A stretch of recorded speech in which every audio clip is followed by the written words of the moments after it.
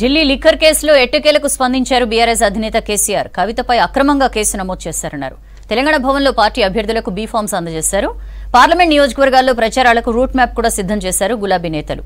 అలంపూర్ జోగులాంబ నుంచి కేసీఆర్ బస్సు యాత్ర చేయనున్నారు.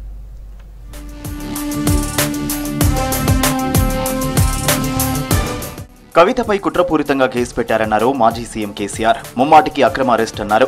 కవిత తప్పు చేసినట్లు 100 రూపాయల ఆధారం చూపలేకపోయారని చెప్పారు కేసీఆర్. బిఎల్ సంతోష్ పై కేసు పెట్టకపోతే కవిత అరెస్ట్ అయ్యేది కాదన్నారు కేసీఆర్.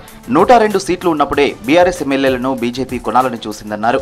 ఇప్పుడు కాంగ్రెస్ కు ఉన్న సీట్లు చూస్తే బీజేపీ కొనడం ఎంతసేపన్నారు కేసీఆర్. తెలంగాణ భవన్లో జరిగిన ముఖ్య నేతల సమావేశంలో కేసీఆర్ కీలక వ్యాఖ్యలు చేశారు. ఆ తర్వాత అభ్యర్థులకు బీ ఫామ్లు అందజేశారు.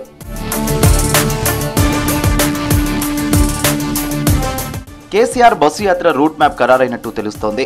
అలంపూర్ జోగులాంబ నుంచి కేసీఆర్ యాత్ర మొదలు పెట్టనున్నారు.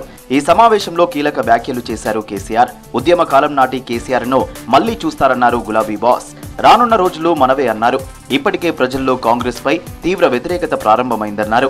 మళ్లీ మనమే గెలిచి అధికారంలోకి వస్తామన్నారు కేసీఆర్. కాంగ్రెస్ ప్రభుత్వానికి రాష్ట్రం, రైతుల ప్రయోజనం కంటే రాజకీయమే ముఖ్యమైందని విమర్శించారు BRS working president KTR. Medigadda దగ్గర కాఫర్ డ్యాం కట్టి మరమ్మతులు చేయాలన్నారు.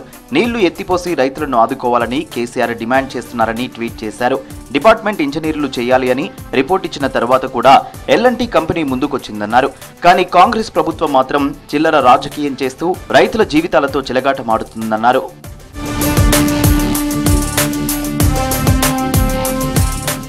రేపు పెద్దపల్లి, మహబూబ్ నగర్ లో బీఆర్ఎస్ లోక్సభ అభ్యర్థులు నామినేషన్లు దాఖలు చేయనున్నారు. ఈ నామినేషన్ల కార్యక్రమానికి కేటీఆర్ హాజరు కానున్నారు.